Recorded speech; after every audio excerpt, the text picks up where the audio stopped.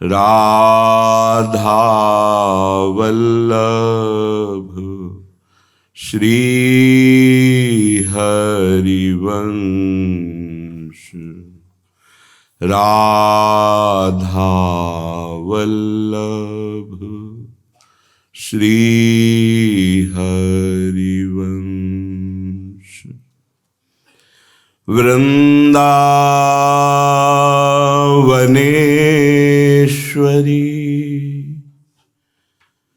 तवैव पदारविंदम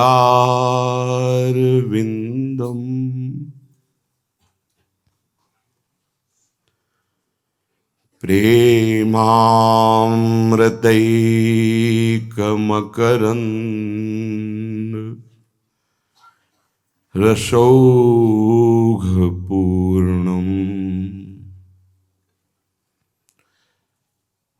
हृद्यर्पितं मधुपते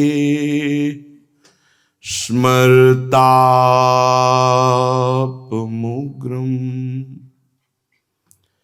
निर्वापयत् परमं शीतलमाश्रयामि।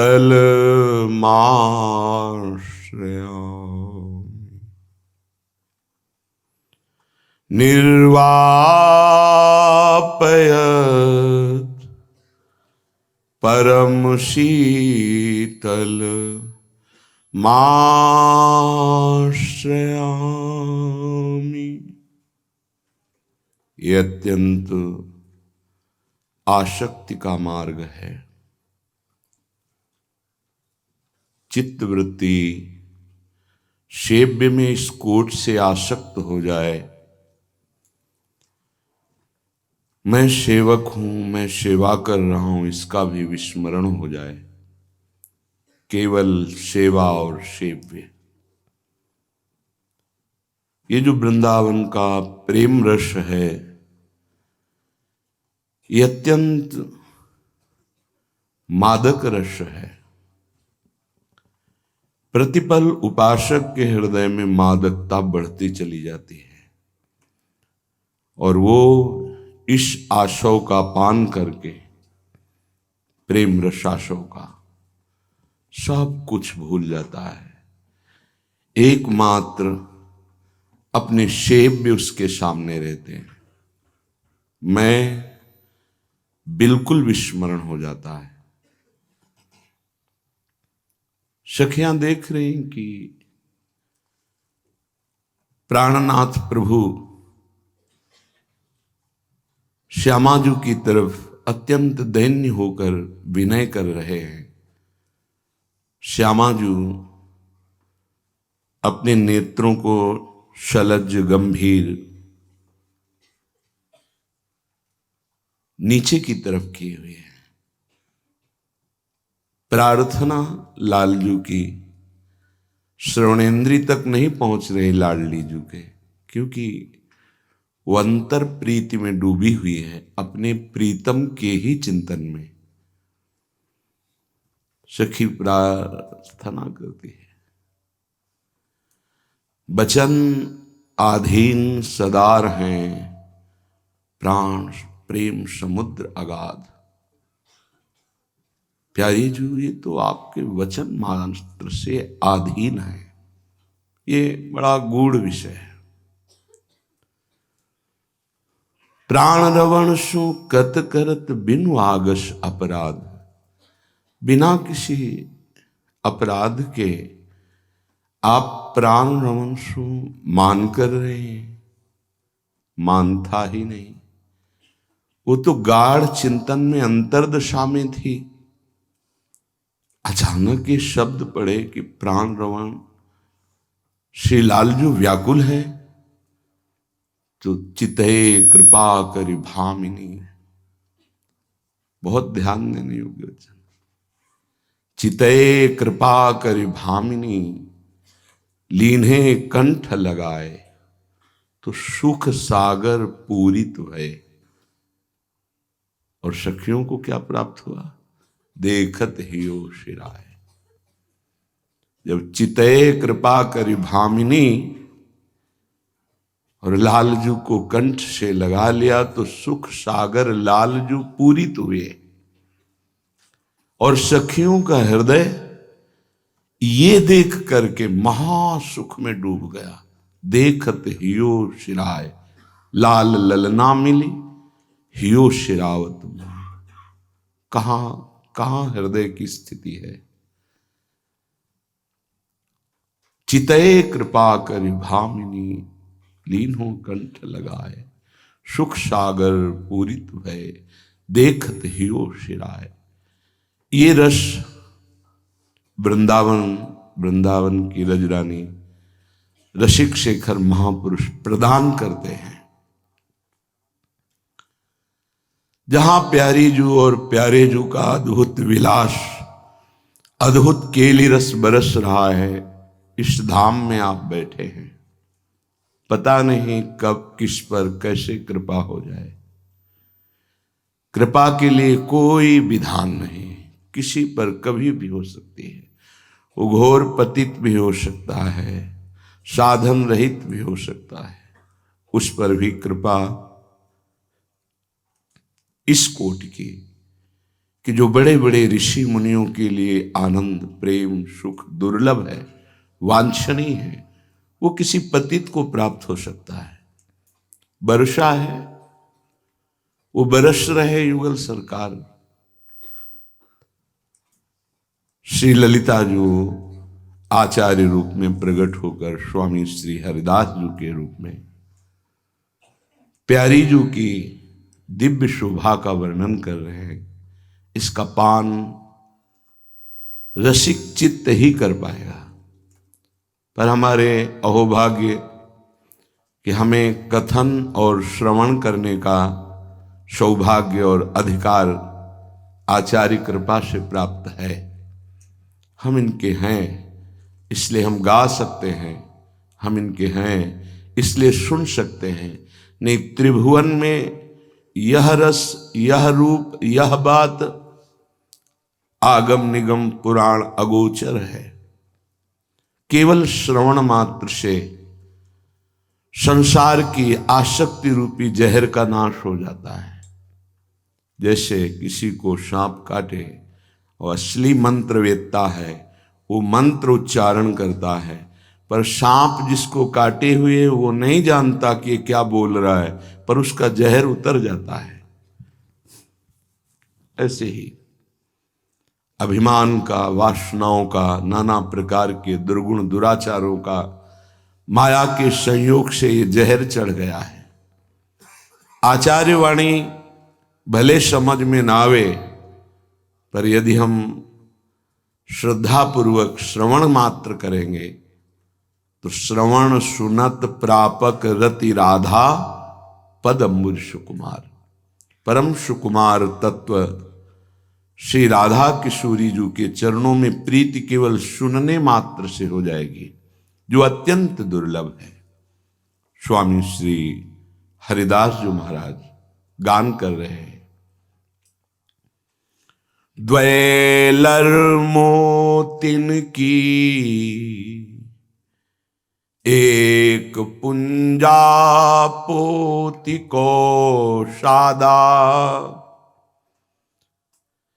नेत्र में दृष्टि लागो जिनि मोरी।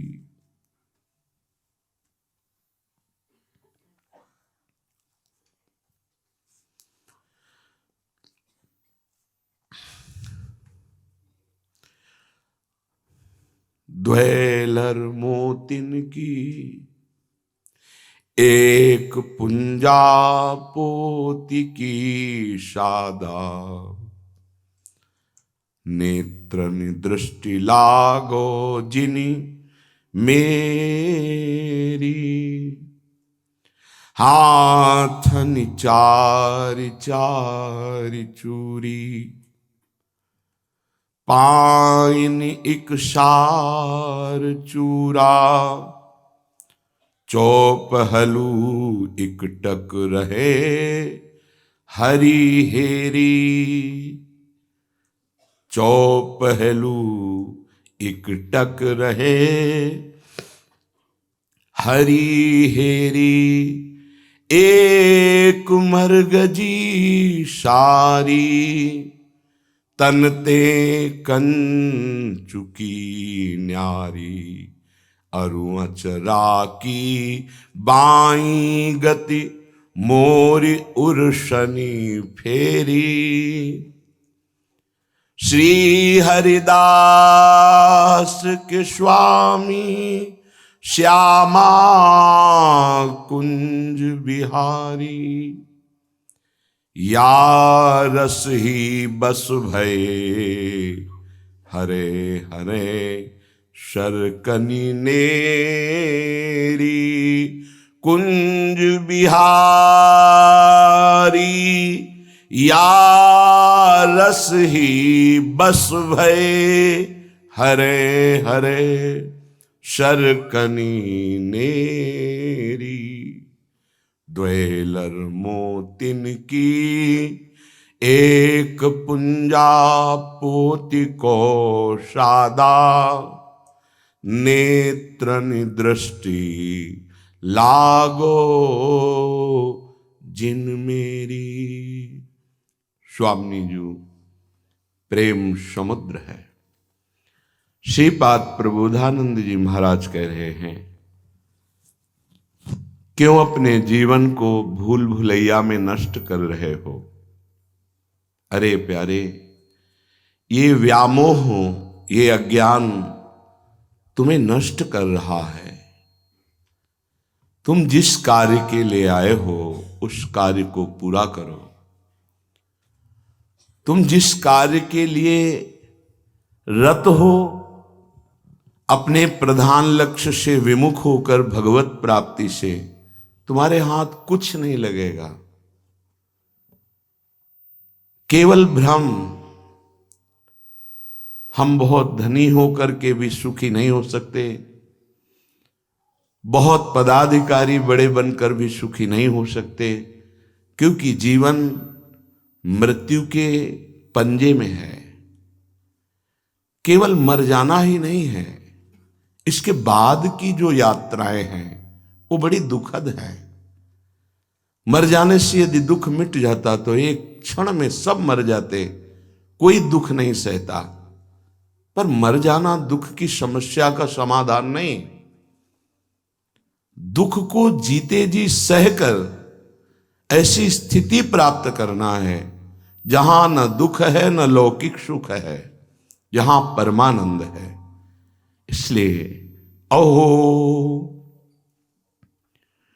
व्यामोहोऽयं क इव दुर्पोहोऽपि महताम्,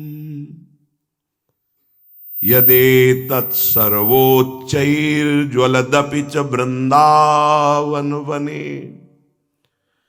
परम ज्योतिः साक्षादपि मदन गोपाल वपुषा, रसानां सारौघं करिदपि निरीक्ष्यान्यरुचयः। सबके हृदय में एक चाह है, मुझे कोई प्यार करे। सबके हृदय में सिर्फ मुझे प्यार करे, वो सिर्फ मेरा ही हो, और अनंत काल तक हम कभी बिछुड़े नहीं। वो केवल मेरे सुख का विधान करने वाला हो। ये बात केवल मदन गोपाल से ही पूर्ण होती है, किसी शरीरधारी से नहीं। शरीरों का एक निश्चित समय है नष्ट हो जाना, पहले से तय है। ये अपने आप समय आने पर नष्ट हो जाएगा। ये माया के जादू से रचा गया है। सामने जो शरीर आप देख रहे हैं एक नियत समय में अपने आप नष्ट हो जाएगा, टिकेगा नहीं। इसे प्यार करके, मैं करके, या किसी दूसरे शरीर से प्यार करके हमारी जो प्यार की मांग है वो दूषित हो रही है। यही प्यार की मांग व्यामोह के कारण किसी व्यक्ति में, किसी पदार्थ में, किसी पद में, संपत्ति में ये लग गई है। इसी व्यामोह के कारण मुझे ये समझ में नहीं आ रहा कि मेरा सच्चा प्रेमी कौन है। श्रीपाद कह रहे हैं, हे भाई, इस जन्म में तुम मेरी बात मान लो। एकमात्र केवल मदन गोपाल श्री लालजू महाराज आपके सच्चे प्रेम के ग्राहक हैं। वही जानते हैं प्रेम की बात। प्रीति की रीति रंगीलो ही जाने। यद्यपि उनको आपकी आवश्यकता नहीं है। समुद्र में अनंत तरंगें उठती रहती हैं। तरंग बिना समुद्र के नहीं है, लेकिन समुद्र बिना तरंग के भी है। शांत समुद्र, तरंग इठलाती है तो समुद्र के ऊपर, और शांत भी होती है तो समुद्र में ही। उसकी उत्पत्ति समुद्र है, उसका मध्य समुद्र है, उसका विश्राम समुद्र है। ऐसे ही आपकी उत्पत्ति मदन गोपाल है, आपका मध्य मदन गोपाल है, और आपका विश्राम भी मदन गोपाल है। क्यों मोह में फंसकर अपने जीवन को नष्ट करते हो? श्रीपाद कहे, ये कठिन अज्ञान आपके हटाए नहीं हटेगा। आ जाओ श्रीधाम वृंदावन, ये अस्पताल है व्यामोह को ठीक करने का। इसके डॉक्टर हैं रसिक जन, औषधि है उनके वचन, उनकी आज्ञा। आपका मोह नष्ट हो जाएगा। मोह नष्ट होते ही केवल प्रभु से प्रेम होगा। जब तक थोड़ा भी मोह है, प्रभु से प्यार नहीं होता। मोह गए बिनु राम पद, होई न दृढ़ अनुराग। श्रीधाम वृंदावन परम प्रेम की ज्योति है। इस ज्योति के प्रकाश में तुम असलियत में देख पाओगे कि तुम जिस प्रेम की खोज कर रहे हो वो यहां होना चाहिए, ठिकाने पे होना चाहिए। आपको मदन गोपाल का प्रभाव देखना है। मदन गोपाल तक तो पहुंच नहीं, लेकिन उनके दासों तक यदि पहुंच हो जाए तो आप जान जाओगे। उनकी अंतर प्रीति का परिचय मिलते ही आप में बावरापन चढ़ जाएगा। जितना प्रपंच है ये छोड़ना नहीं पड़ता। प्रीति एक ऐसी सामर्थ्य है जो स्वाभाविक सब कुछ छुटवा देती है। हम छोड़ते छोड़ते पूरे जीवन भर लगे रहे तो भी नहीं छोड़ पाएंगे, इतना प्रपंच जमा है। और प्रीति मदन गोपाल से ये होगी प्रेमी महाभागवतों के ही संग से। आप देखिए, शास्त्रों लोग भीषण सर्दी में भी मार्ग में घंटों इंतजार किए खड़े हैं। किसका? नहीं जानते वो आराध्य देव को, नहीं जानते वो प्रियालाल को। उनके निमित्त मात्र एक दास के दर्शन और सानिध्य का भाव। क्यों? विचार कीजिए, क्या है ये? है क्या? जिनके दास ने एकमात्र उनके चरणों का आश्रय लिया, उसके प्रति तुम्हारा एक खिंचाव है। ऐसे अनंत दास इस सृष्टि में उनके हैं। सोचो उनका खिंचाव कैसा होगा, उनका खिंचाव कैसा होगा। जिनके एक दास के प्रति आपका खिंचाव ऐसा है, ऐसे अनंत भगवत दास हैं, तुम्हारी पहुंच नहीं है। एक से कुछ कोटि के महापुरुष हैं। ऐसे सब महापुरुषों को एक साथ जो प्रेम प्रदान करते हैं वो है प्रभु। परम संन्यास मार्ग के पथिक पूज्य स्वामी नारायण जी महाराज जब उनकी दृष्टि पथ पे ब्रह्म ज्योति से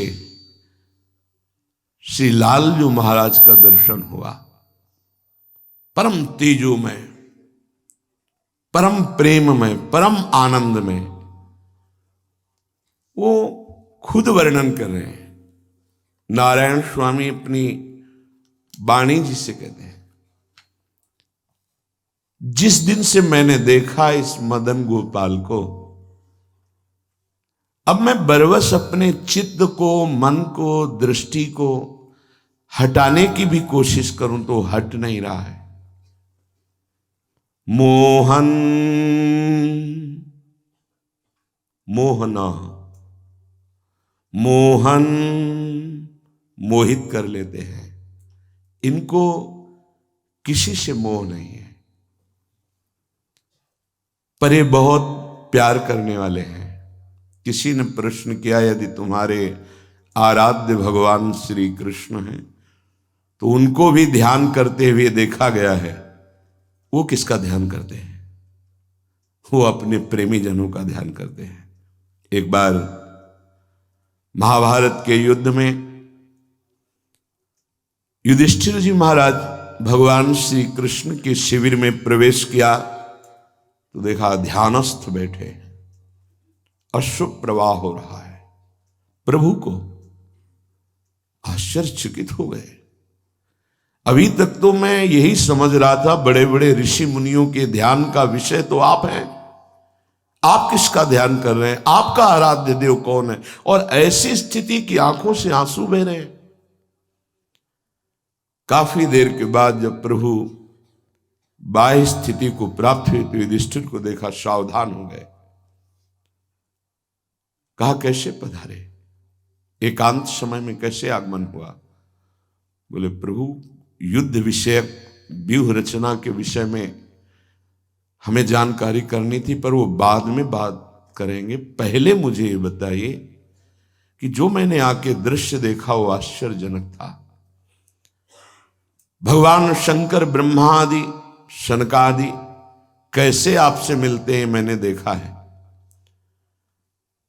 आपकी महिमा यत्किंचित, आपके प्रभाव से मैं जानता हूं कि सब आपका ध्यान करते हैं, लेकिन आप किसका ध्यान करते हैं? तो उन्होंने कहा, प्रभु ने, युधिष्ठिर तुम हमारे आत्मवत हो इसलिए गुप्त बात बताता हूं। जो भक्त मेरे ध्यान में तन्मय रहता, मैं वैसे ये यथामाम प्रपद्यन्ते तास्तते भजाम्य, मुझे जैसे भजता। इस समय अश्रु प्रवाह करते हुए सरसैया पर पड़े हुए भीष्म जी मेरे ध्यान में हैं, तो मैं एकांत में भीष्म का ध्यान करके वैसे ही रुदन करता हूं जैसे भीष्म जी। प्रीति की रीति रंगीलो ही जाने। ये जो भजन नहीं करते उनके विविध संशय बने रहते हैं। ये प्रभु एक बार जिसकी दृष्टि में आए उसकी दृष्टि ही नहीं रह गई, दृष्टि ही श्याम बन गए। जड़ चैतन्य कछु नहीं दीखत, जित दीखत श्याम खड़े। कैसे तुम देख पाओगे? तुम्हारी दृष्टि मायाकृत है तो तुम्हें भगवान भी माया में नजर आ रहे हैं। तुम्हारी दृष्टि भागवतिक है तो माया में संसार भी स्वयं श्री कृष्ण हैं, ऐसा अनुभव होता है, ऐसा नजर आता है। नारायण स्वामी कह रहे हैं, मोहन बस गए मेरे मन में, लोक लाज कुल कानी छूट गई, इनकी नेह लगन में, इनकी नेह लगन में। मोहन बस गए मेरे मन में। कैसा आनंद है। सन्यास लिया, अहम ब्रह्मास्मि के मार्ग में चले तो चित्त चोर ने चित्त को चुरा लिया। एक वयोवृद्ध सन्यासी की क्या दशा है। ये जो मेरी कुलकानी, सन्यास की लोक मर्यादा ये छूट गई, अपहरण कर लिया चित्तचोर ने। अब तो इसकी लगन में सब कुछ छूट गया। यही प्राप्त करने के लिए मानव देह मिली। जित देखूं तित ही यही दिखे, घर बाहर आंगन में, अंग अंग प्रति रोम रोम में, ये छाए रहे तन मन में, मोहन बसी गए मेरे मन में।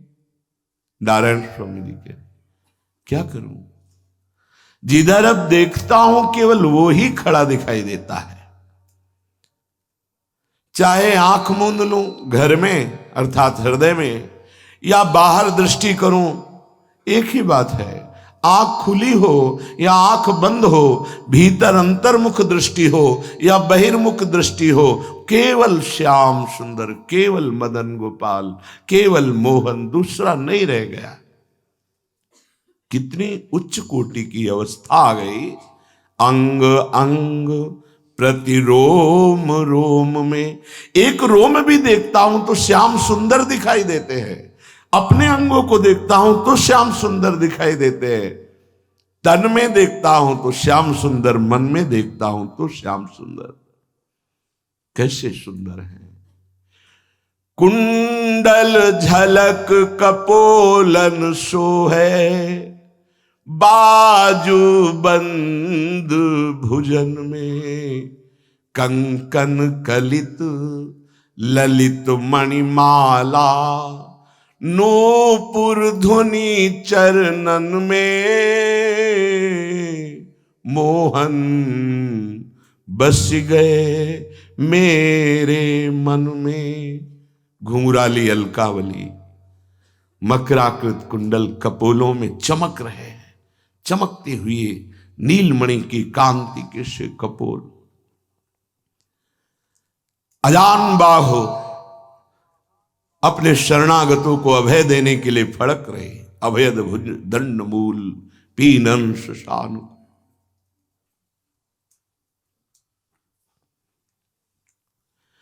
उन बाहुओं में बाजूबंद, सुंदर कंकण, श्री चरणों तक लटकती हुई बनमाला, श्री चरणों में नूपुर ध्वनि, लूट लिया मुझे। नारायण स्वामी मेरे तन में, मेरे मन में केवल मोहन बस गए। चपल नयन भ्रकुटी वर बाकी, ठाढ़े सघन लतन में, नारायण। शब्द देखिए, बिन मोल बिकी मैं, कहां हम ब्रह्माष्टमी और कहां बिकी मैं, दासी बना लिया। चपल नयन भ्रकुटी वर बाकी, ठाढ़ो सघन लतन में, नारायण। बिना मोल बिकी मैं, या की नेक हसन में, बिन मोल बिकी मैं, या की नेक हसन में, मोहन बस गयो मेरे मन में। भ्रकुटी का संचालन और नेत्रों को तिरछी करके कटाक्ष ऐसा मारा, और कहां विराजमान है, वृंदावन की सघन लताओं के मध्य में। मैं तो बिक गई, बिना मोल के बिक गई। इसकी एक मंद मुस्कान तिरछी चितवन ने लोक लाज कुल कान सब मेट करके मुझे खरीद लिया। बिक गई। ये जीवन का परम लाभ, जिसका हृदय इस स्थिति को प्राप्त हो गया है। बड़े बड़े परमहंसों के भी चित्त को चुराने वाले ये लालजू महाराज हैं। श्री सुखदेव जी सदा सदा के लिए बिक गए एक श्लोक की रूप माधुरी को सुनकर। 18,000 श्लोकों का प्रतिपल रसास्वादन करते हुए गान करते रहते हैं और प्रेम समाधि में डूबे हुए इनकी रूप माधुरी का रसामृत पान करते रहते हैं। नारायण स्वामी जी कह रहे हैं, सखी ये ऐसा है, एक बार नेत्रों में आ जाए ना इसका रूप, वो किसी काम का नहीं रह जाता। बड़े कृपा पात्र हैं जिनका ये शिकार करते हैं अपने नेत्र रूपी बाणों से। बड़े कृपा पात्र हैं, पर वो कृपा कब किस पर हो जाए इसकी कोई तिथि तारीख योग्यता नहीं है। कृपा के लिए योग्यता नहीं है। पुरुषार्थ और कृपा अलग अलग मार्ग है। उपासक पुरुषार्थ से चलता है, पर पूर्णता कृपा से ही होती है। तुम्हारी कृपा तुम्हारी रघुनंदन, जाने भगत भगत उर चंदन। आपकी कृपा से ये जान पाते हैं भक्तजन कि आप भक्तों के हृदय को शीतल करने वाले हैं। सखी ये दृग वारूप लुभाने, ये मचली रहे शशि मुख निरखन को, जा विधि बाल आयाने। सखी ये दृगवारूप लुभाने। हे हमारे नेत्र जैसे कोई बालक मचल जाए ऐसे हट कर ले, अब देखूंगा तो केवल प्रभु को, अन्यथा नहीं। साक्षात्कार किनको होता है? उनको। जैसे कोई बालक हट कर लेता है मुझे ये चाहिए, फिर वो अपनी जिद में अड़ जाता है, ऐसे सखी मेरे नेत्र उस रूप में हट कर लिए कि आप नहीं। ना काहोशो बोलिवो ना कोई व्यवहार, बस अपनी कुंवरी किशोरी को जियत निहार निहार। ये हट नहीं, अब बहुत हो गया प्रपंच, अब नहीं, अब तो रूप रस का पान करेंगे नेत्र। मन नख शिखलो अंग अंग माधुरी पे बलिहार होगा, अब नहीं। मुंह पे कैसी ये मोहिनी डारी, ए चित चोर छैल गिरधारी। बड़े बड़ों की आह निकलती है जब इनके प्रेम का रंग चढ़ता है। महाप्रभु चैतन्य देव जी गंभीरा मंदिर में जो स्थिति, हा कृष्ण हा प्राण प्यारे, अद्भुत स्थिति। महीने 2 महीने, साल 2 साल नहीं, 12 वर्ष तक केवल विरह समुद्र में डूबे हुए, प्रभु के अनुराग में डूबे हुए। कैसी अद्भुत, साक्षात श्री कृष्ण ही है और अपने प्रेम का क्या स्वरूप है परिचय दे रहे। हा कृष्ण। जब महाप्रभु रुदन करते तो सबकी छाती फटती थी। महाप्रभु जब कहते हा कृष्ण, तो पशु पक्षी जिनके कानों में ये ध्वनि पड़ती वो भी बोल पड़ते थे हा कृष्ण। जैसे भोरी सखी हा किशोरी कह के जब यमुना किनारे रुदन करती तो आने जाने वाले, यमुना जी का अवगाहन करने वाले ब्रजवासी सब प्रार्थना करते, अगर मेरे थोड़े भी भजन और सुकृत है तो लाडली देखा नहीं जा रहा, इन बाबा को आप दर्शन दे दे। ऐसे आर्त भाव से पुकारते हैं। क्या जीवन है। जरा विचार करो अपना क्या जीवन है। हम उन्हीं प्रियाजू की शरण में, हम उन्हीं प्रभु की शरण में हैं जहां ऐसी स्थिति होती है। गृह कारज में जी न लगत है, ये खान पान सब खारी, मुँह पे कैसी ये मोहिनी डारी, निपट उदास रहत हूं सजनी। ये उपासक जो भगवत साक्षात्कार करने की योग्यता में आता है तो स्थिति आती है।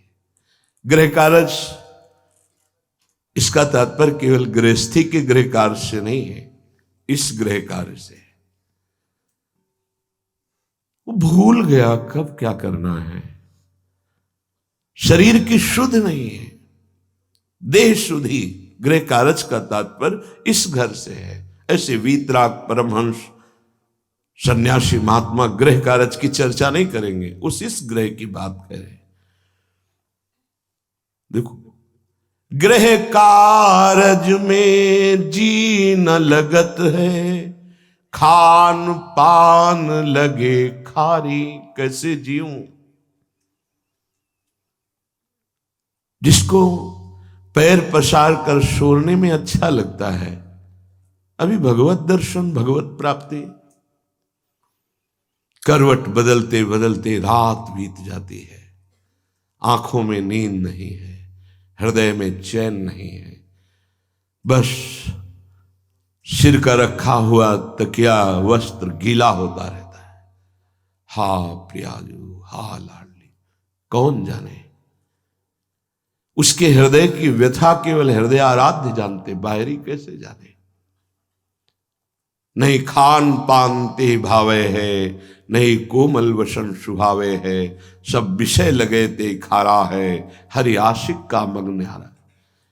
मुँह पे कैसी ये मोहिनी डारी, निपट उदास रहत हूं जब सो सूरत देखी तिहारी।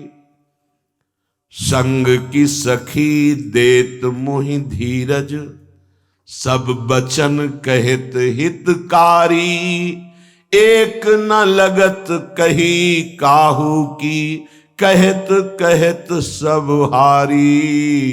मुँह पे कैसी ये मोहिनी डारी।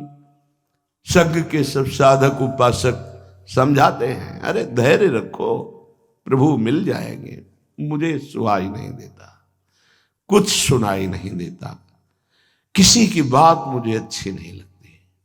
तुमने क्या ये मोहिनी डाल दी लालजू, कुछ अच्छा नहीं लग रहा। रही न लाज सकुच गुरजन की, तन मन सुरति बिसारी। नारायण मोहि समझ बावरी, ये हसत सकल नर नारी। लालजू, अब तो मुझे कोई मर्यादा, कोई सिद्धांत, कोई नियम नहीं बांध सकता, सब धुल गए। सब लोग हंसते हैं, कहते हैं पागल हो गए हैं। नारायण स्वामी कह रहे हैं, हे सब संग के साथी, सब ये जो देखता है कहता है बावरा हो गए। हाँ, मेरी समझ में हम भी यही समझ रहे हैं कि बावरे हो गए, लेकिन ये बावरा किया किसने है? चित चोर छैल गिरधारी, मुँह पे कैसी ये मोहिनी डारी। ये आपने किया है, बहुत बुरा प्रहार किया है।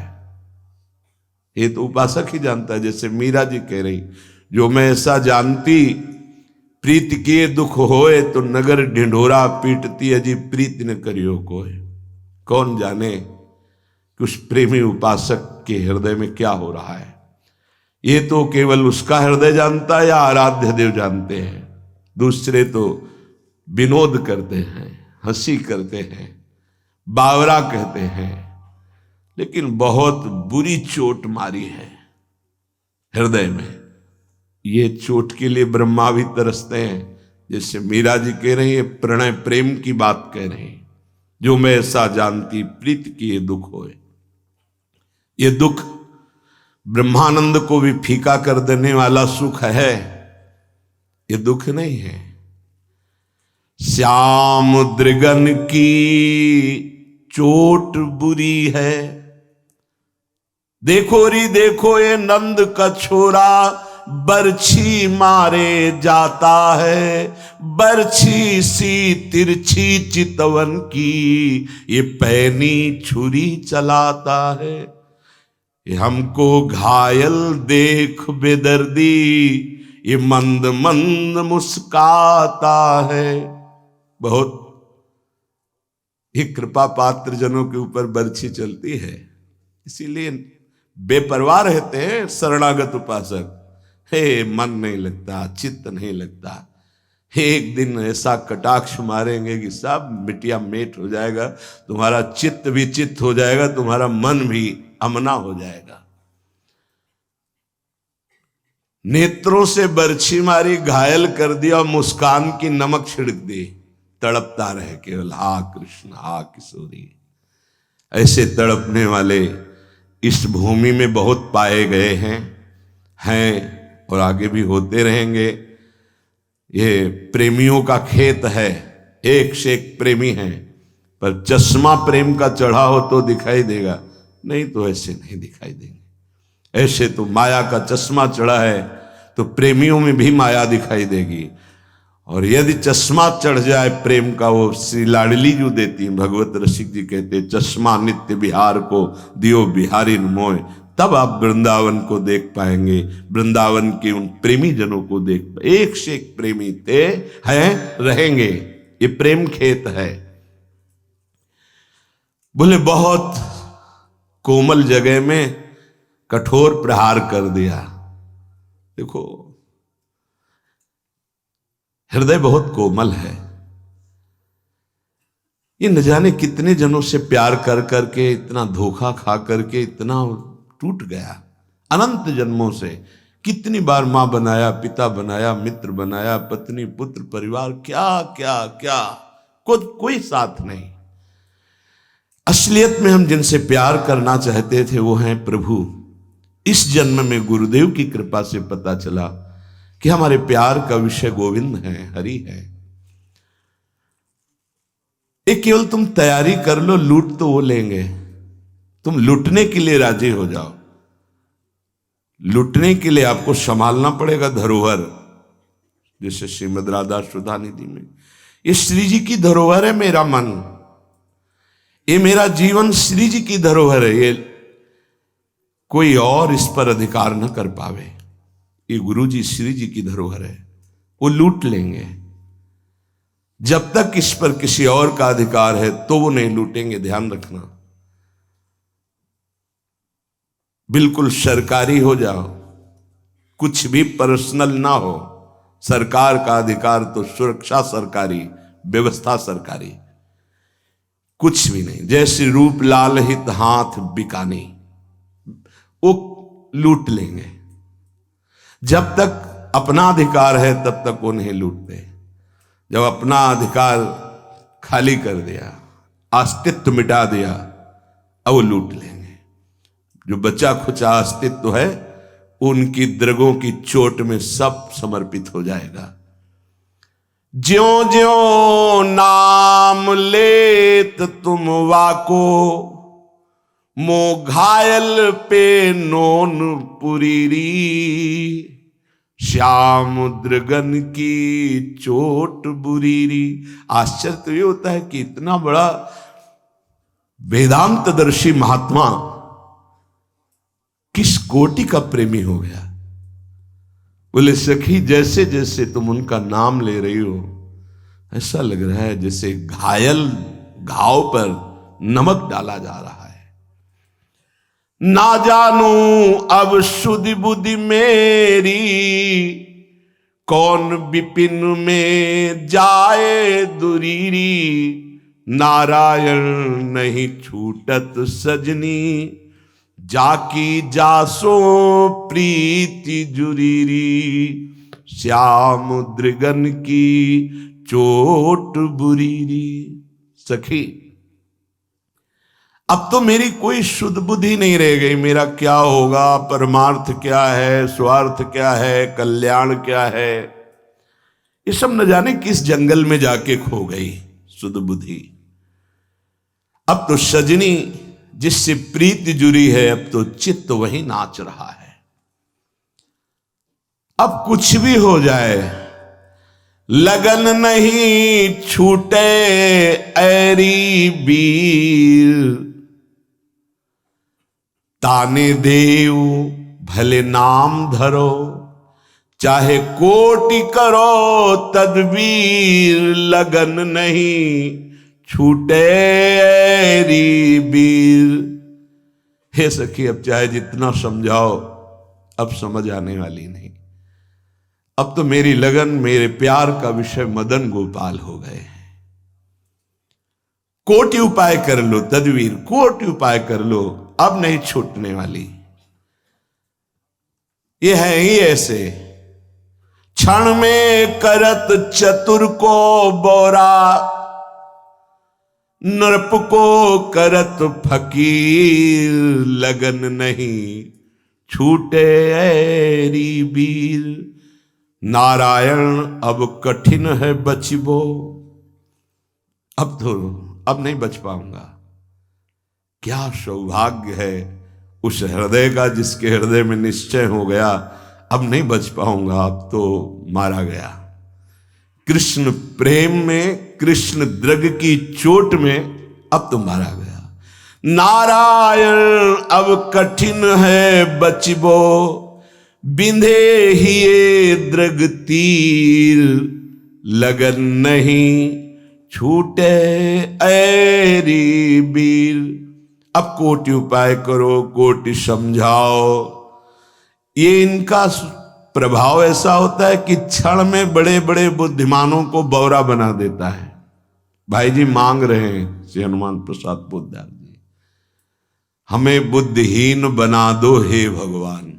सब मांगते कि हमें बुद्धिमान बना दो, भाई जी कह रहे मुझे बुद्धिहीन बना दो। केवल एक बात रह जाए, आप मेरे प्रीतम, बस सब खत्म हो जाए।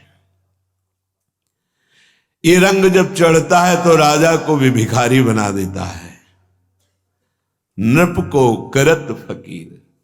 ऐसा कि अब तो लगन छूटने वाली नहीं। अगर तू हम पर कृपा करती है तो चलो चलो री आज ब्रजराज मुख निरखिए, जगत की लाज सो काज नहीं सरेगी। बहुत कोई कहेगो ये श्याम की ढिंग गई, याहू ते अधिक पुण्य और कहा करेगो। सखी चलो अब बस हो गया, अब तो ब्रजराज का मुख देखेंगे बस, अब कुछ नहीं। इसमें जगत की लाज या जगत का कोई कार्य मुझे बाधित नहीं कर सकता। अब तो भगवत साक्षात्कार ही करूंगी। कोई क्या कहेगा, यही तो कहेगा ना, प्रभु के लिए सब कुछ छोड़ दिया। कहां गई? बोले अपने प्रीतम श्याम सुंदर के ढिक गई। अब लाज, संकोच, मर्यादा, गृह कार्य, अब कोई भी भगवत साक्षात्कार में बाधा नहीं पहुंचा सकते। नाचबे लगी तो फिर घूंघट कहा, सूर रण में चढ़े पे कौन सो डरेगो। बेग निज प्यारे ते मिलो नारायण, बहुरी ऐसो सखी दांव कब परेगो। जब नाचने निकली तो घूंघट कैसा, जब युद्ध के लिए निकली तो घाव की परवाह क्या। बहुत बढ़िया दाव है सखी, ब्रजराज को इस जन्म में देख ले, नहीं तो आगे अवसर नहीं मिलेगा। यही बात श्रीपाद कह रहे हैं। अहो व्यामोहोयम का इव दुर्पोहो भी महताम। कैसा व्यामोह है, कितना बड़ा अज्ञान है कि परम लाभ भगवत साक्षात्कार के लिए तुम्हें मानव देह मिली। परम प्रेम में ब्रह्म ज्योति स्वरूप मदन गोपाल के साक्षात्कार करने की बात छोड़कर तुम संसार के भोगों की प्राप्ति में अपने जीवन को नष्ट कर रहे हो। लेकिन तुम्हारे लिए एक अवसर है, जितनी भी आयु बची आ जाओ वृंदावन, रसिकों का संग करो और उनकी आज्ञा के अनुसार अपने जीवन को बना लो। इसी जन्म में बहुत कम समय में भगवत साक्षात्कार हो जाएगा। ये जब तक क्यों में बनी रहती तब तक ठाकुर जी चुपचाप देखते रहते, दौड़ ले दौड़ ले। कल एक उपासक से कहा था, ये अपनी बुद्धि को दौड़ाना बंद करो। एकांतिक में प्रश्न ये बंद करो, बहुत दौड़ रहे हो, कहीं नहीं हो। उन्होंने स्वीकार किया, हाँ बहुत बुद्धि दौड़ती है। तो जब तक दौड़ती है तब तक विश्राम नहीं। इसे पकड़ाओ, प्रभु के नाम को पकड़ाओ, रूप को पकड़ाओ, लीला को पकड़ाओ, धाम को पकड़ाओ, इसको विश्राम दो। बहुत दौड़ चुकी है, नहीं जान पाओगे। तुम्हारी बुद्धि प्राकृतिक है और जिसको जानना है वो चिदानंद है। वो स्वयं जनाना चाहे तो तुम जान जाओगे। सोई जानई जे देहु जनाई। कैसे जानोगे? दैन्य हो, रो, प्रार्थना करो। ये जो सत्संग है, ये जो वाणी गायन है, ये जो नाम जप है, ये सेवा है, इसी को देख कर कोई रीझ जाते हैं। समस्त अनुभव उनकी रीझने पर अपने आप प्रकाशित हो जाता है। पूज्यपाद श्री उड़िया बाबा जी महाराज अपनी वाणी में कहते हैं, देखो उपासक, बाह्य और अभ्यंतर दो प्रकार की साधना होती है। बाह्य साधना का फल होता है अभ्यंतर साधना प्रारंभ हो जाना, अंतर की साधना। ये जो बाह्य साधना हो रही, इसका फल है अंतर की आसक्ति अपने आराध्य देव में जुड़ जाए। उठते बैठते चलते फिरते, चलत फिरते उठते बैठते एकमात्र अपने आराध्य देव बसे। देखो क्या चल रहा है आपके अंदर, क्या ऐसा चल रहा है? फुर्सत कब है किसी की बात, किसी को देखना, किसी को सुनना? कब फुर्सत है? आप लोग केवल किसी को ही देखते रहते हो, किसी की ही बात करते रहते हो, किसी के ही विषय में चिंतन। तो तुम्हारा विषय क्या है? तुम्हारा आराध्य देव कौन है? किसका चिंतन कर रहे हो? क्यों समय नष्ट कर रहे हो? किसी के विषय की क्यों वृत्ति क्यों अंदर लिए हुए हो? ये जितने भी नाम रूप है ये सब मिथ्या है, मायामय है। इन्हीं का चिंतन करते हुए तुम उपासक कहलाओगे? नहीं, छोड़ो। किसी की तरफ नहीं देखना, किसी की बात नहीं करनी, हमें अपनी तरफ देखना है, हमें अपने प्रीतम की बात करनी है। बाहे आप सत्संग में बैठे हैं, बाहे आप जबरदस्ती सेवा में लगे हैं। जबरदस्ती शब्द इसलिए है कि अगर आप बाहे उत्साह पूर्वक लगे तो अंतर एकांत में आपका चिंतन और हो ही नहीं सकता। अंतर में एकांतिक चिंतन केवल प्रिया प्रीतम का होता है। पूरे जीवन साधक साधक ही रहता है। तन मन के बिछुरे नहीं पर चाह बढ़े दिन रैन। रात दिन भजन की एक अतृप्ति बनी रहती है। ऐसा लगता क्यों बोले, कोई क्यों हमसे बात करे? नहीं, रात दिन मंत्राकार वृत्ति करते हुए भी ये रोना आता है कि अभी वैसा भजन नहीं होता जैसा होना चाहिए। अगर बाह्य साधना से आभ्यंतर आंतरिक साधना प्रारंभ नहीं हुई तो अधूरा जीवन है। आंतरिक साधना चिंतन होता है। चिंतन सेवा करते हुए यदि आप सेव्य में आसक्त हैं, वाणी गायन करते हुए यदि सावधान हैं, तो आप देखना इसका फल होगा। आप एकांत में जब होंगे तो वही पद चिंतन चलने लगेगा, वही सेवा के विषय का चिंतन चलेगा। श्री जी को ऐसे पत्रावली करनी है, इस रंग का आज अमुक वस्त्र धारण कराना है, अमुक आभूषण। आंतरिक चिंतन आपका। उपासक ये बात समझ ले कि ये बाह्य संसार भगवान का रचा हुआ नाटक है। यहां कुछ सत्य नहीं है। यहां कहीं यज्ञ दान आदि पुण्य कर्म हो रहे हैं तो कहीं हिंसा जैसा घोर कर्म हो रहा है। उपासक को दोनों में सम रहना है, शांत रहना है, न घोर कर्म से न शुभ कर्म से भागवतिक दृष्टि रखनी है। ये बहुत सावधानी, तब अंतर साधना प्रारंभ होगी।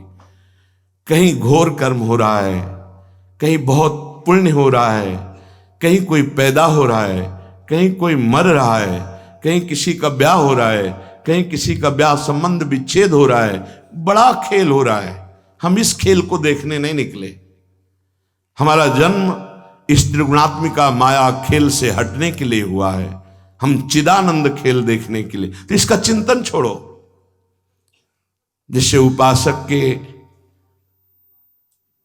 सौभाग्य का विषय होता है जब गुरुजन उसके पीछे पड़ते हैं। तुम्हारे सौभाग्य हैं जो तुम्हें कोई टोक रहा है।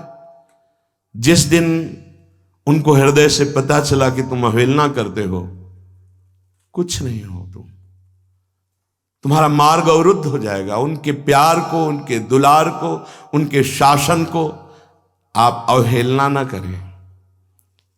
जिस समय जो दिनचर्या है, अगर आप कृपा मान करके उसे स्वीकार करेंगे तो अभ्यंतर साधना प्रारंभ हो जाएगी। गुमान नहीं, तुम कुछ नहीं हो। तुमसे जो बात की जाती है, तुम्हें जो प्यार दुलार किया जाता है, तुम्हारे जो मन को आह्लादित किया जाता है, वो चुराने के लिए, प्रभु को देने के लिए तुम नहीं दे सकते। बीच में पोस्टमैन का काम करेंगे, तुम्हारे मन को चुराकर आराध्य देव को दे देंगे। अगर इस चेष्टा को ये माना जाए कि हमसे प्यार करते हैं, ये हमको दुलार करते, तो भूल में मत रहना। पूरे विश्व में एकमात्र आराध्य के देव के कार्य के सिवा संतों का कोई दूसरा कार्य नहीं होता। आपको डांटना है, आपको प्यार करना, दोनों कार्य केवल आराध्य देव की आज्ञा से, उनकी उपस्थिति में, उनके आदेशानुसार होता है। ऐसा मत समझना संतों की आंख तुम पर गई तो श्री जी का आदेश हुआ इसलिए तुम्हें देख रहे हैं। संत अगर तुमसे संभाषण कर रहे हैं तो श्री जी ने कृपा की कि इससे बात करो, इसलिए बात कर रहे हैं। नहीं समझ में आ रहा, अभी नहीं समझ में आ रहा। समय क्रॉस हो जाने तो, निकल जाने तो फिर समझ में आएगा। ये बार बार आपको अवसर नहीं मिलेगा। जो जगाया जा रहा है ना रोज, ये जगाया जा रहा है। खूब सोना, जगाने वाला नहीं मिलेगा। समय का इंतजार करो। आज जो तुम गुमान करते हो, आज जो तुम मनमानी करते हो, एक दिन तुम्हें रुलाएगा। ये मनमानी एक दिन तुम्हें पश्चाताप की आग में जलाएगा, क्योंकि यहां जो तुम्हें प्यार करेगा वो तुम्हारा शोषण करेगा। ध्यान रखना, तुम्हारी वृत्तियों का, तुम्हारे धर्म का, तुम्हारी आस्था का खिलवाड़ होगा। अगर भगवान कृपा कर रहे हैं तो निकल चलो, मान लो हमारी बात। छुप छुप के मन को गलत मार्गों में ले जाने की वृत्ति, ये तुम्हारे लिए हानिकारक होगी। वो देख रहा है, सर्वज्ञ देख रहा है। तुम क्या समझते हो? बच्चे हो। बच्चों को जैसे मल भरे बच्चों को गोद में लिया जाता है तो मां की करुणा होती, ना कि बच्चे का गर्व का विषय कि वो कुछ है इसलिए गोद में ले रहे। ऐसा नहीं, तू बच्चा है इसलिए गोद में ले रहे। अगर पिता मां घुटने के बल होकर के तुम्हें पीठ पे चढ़ा रहे हैं, तुम्हारे साथ घोड़ा घोड़ा बन के खेल रहे, तो वो ऐसे नहीं, वो तेरे लिए उतरे हैं, वो तेरे लिए घोड़ा बने हुए हैं। मेरा बच्चा, पर बच्चा समझता है कि जैसे मैं वैसे ही है। नहीं, बहुत सावधान। समय है, समय बहुत बलवान होता है, वो आपको शिक्षा दे देगा। अभी अगर सावधान हो जाओ तो बाह्य और अभ्यंतर दोनों में साधना प्रारंभ हो जाएगी, आप महान बन जाओगे। जब जीव हठ करता है, मुझे भोग चाहिए, विषय चाहिए, तो बड़े करुणा में हरि है, दे देते, ले खेल और अपने साथ खेल। वही तो बने हुए पत्नी, वही पुत्र, वही पति, वही बने हुए, तुम समझ नहीं पा रहे। अगर गुरु कृपा से तुम्हारे बात समझ में आ जाए कि इन खेलों से अब मैं उब करके आगे बढ़ना चाहता हूं। वो बहुत जल्दी साधना के सोपान पर चढ़ जाए, पर समझ नहीं रहे। संत की हर चेष्टा ऊपर उठाने के लिए होती है। अभी बहुत दुलार है प्यारी जो आप पर बरस रही, मान लो, निकल चलो इस माया प्रपंच से। किसी की तरफ मत देखो, किसी का चिंतन मत करो। देखो तुम लोगों का बिहारी बिहारीन जो के ऑफिस में रजिस्टर है, और रजिस्ट्रार रोज उसको देख रहा है, हर हृदय के रजिस्टर को। पक्का समझना, कोई हृदय ऐसा नहीं है जिसके रजिस्टर की जांच ना होती हो। पर जितना आप समर्पित हो उतना आपको डांट लगेगी, अगर समर्पित नहीं हो तो हाथ जोड़े जाते हैं और ऐसे कहा जाता है कि देख लो आप देख लो। धिक्कार है यदि गुरुजन ऐसा कहे, गुरुजन ऐसा कहे, देख अगर अब दोबारा दृष्टि उधर गई तो इतना अधिकार दे देना चाहिए। तन मन प्राण गुरुदेव को समर्पित मेरा अधिकार ही नहीं। पर प्रायः इससे चूक हो रही है, इसीलिए अभ्यंतर साधना का जागरण नहीं हो रहा। बाह्य क्रियाएं हो रही, अभ्यंतर साधना गुरु कृपा से जागृत होती है। ध्यान रखना, अभ्यंतर साधन मार्ग गुरु कृपा, उसी अभ्यंतर में भाव देह का प्रादुर्भाव होता है। जितना आप अपने आप को बचा के रखेंगे उतने अभ्यंतर में पर्दा लगा रहेगा, बाहरी तो आपका चलता ही रहेगा। और जितना आप अपने आप को समर्पित करते जाएंगे अभ्यंतर पर्दा हटता चला जाएगा। इस बात को अच्छे से समझ लीजिए। साधक को इस नाटक से हटना होगा। कहीं घोर कर्म, कहीं शांत कर्म, कहीं पुण्य कर्म, कहीं पाप कर्म इस नाटक में हो रहे हैं संसार के। तुम्हें हटना होगा। यहां तक कि तुम्हें अपने पास रहने वाले के भी जीवनचर्या के विषय में ज्ञान नहीं होना चाहिए। अगर आपसे पूछा जाए कि आपके बगल वाले कमरे में जो साधक रहते हैं उनकी दिनचर्या क्या है, तो आपका उत्तर यही होना चाहिए कि अपरिचित हैं हम। तब हमारी जो हृदय की बात है वो तुम पर लागू हो जाएगी। अच्छा, सही महाराज जी, हम नहीं जानते कि वो बगल वाला साधक क्या, उसकी दिनचर्या कैसे। नहीं, आप तो वहीं रहते हैं, फिर भी हम नहीं जानते। हम तो सेवा से निकले, अपने कमरे में चले गए, चुप, किसी से कोई चिंतन नहीं। ये रहनी अगर आपके अंदर आ गई तो अभ्यंतर साधन जागृत हो जाएगा। बात पकड़ लीजिए। प्रत्येक उपासक, कोई भी, हमें किसी के विषय में चिंतन करने का अधिकार नहीं है। हमें प्रिया प्रीतम के विषय के चिंतन, अगर हमको करुणा है कि इसका मंगल हो जाए तो उसका अधिकार गुरुदेव और आचार्य को, वो संभालेंगे। हम तो अपने हृदय को देख रहे हैं, हमारी सामर्थ्य नहीं कि हम उनको संभाल सके। इसलिए अगर हमारी प्रियता भी है तो हम प्रार्थना आचार्य और गुरुदेव से मन में करते हैं कि आप संभाल लेना, कहीं साधक भटक न जाए। हमें राग द्वेष पूर्वक चिंतन नहीं करना। ये 5 बड़े पवित्र हृदय में बातें आती हैं। पहला, ये समझ लीजिए कि सत्य से बढ़कर के कोई साधना नहीं है। सत्य, आपकी वाणी झूठ बोलना बंद करे यदि भगवत प्राप्ति करनी। हमें क्या बिगाड़ लेगा, कोई क्या बिगाड़ लेगा? हमें सत्य बोलना। अगर हमसे गलती हो गई, हम सत्य बोल रहे हैं तो प्रायश्चित हो जाएगा। हाँ, आप दंड दो, आप तिरस्कार करो। सत्य से बढ़कर कोई साधना और कोई धर्म नहीं। पहला, आपकी वाणी में सत्य हो, आपके आचरण में सत्यता हो, आपके हृदय में सत्यता हो। ये महापुरुषों के वचन हैं। दूसरा, मौन से बढ़कर कोई तपस्या नहीं। पकड़िए, आप वाणी को मौन दीजिए, जितना आवश्यक उतना उचित बोलिए, सत्य बोलिए, धर्मयुक्त बोलिए, नहीं तो मौन हो जाइए। ये दिन भर पागलों की तरह बातें करते रहना, व्यर्थ की ग्राम्य वार्ता, जगत वार्ता। ये तुम भगवत प्राप्ति के मार्ग के वीर पुरुष हो, तुम्हें व्यर्थ का शब्द नहीं। वाणी से अपनी शक्ति का रात मत करो। बहुत जो प्रपंच की बातें करता है कभी अध्यात्म में नहीं चल सकता, क्योंकि ऊर्जा शक्ति वाणी के द्वारा नष्ट हो गई है। जो बहुत देखते हैं इधर उधर सब, टेलीविजन, मोबाइल, नेत्र शक्ति नष्ट हो गई। बहुत सुनते हैं, उनकी श्रवणेंद्रिय नष्ट हो गई, उनकी श्रवणेंद्रिय की जो आध्यात्मिक सामर्थ्य है खो दी। आप साधक हैं, आप संचय कीजिए, खोने के लिए नहीं है। पहला है सत्य से बढ़कर कोई साधना और धर्म नहीं।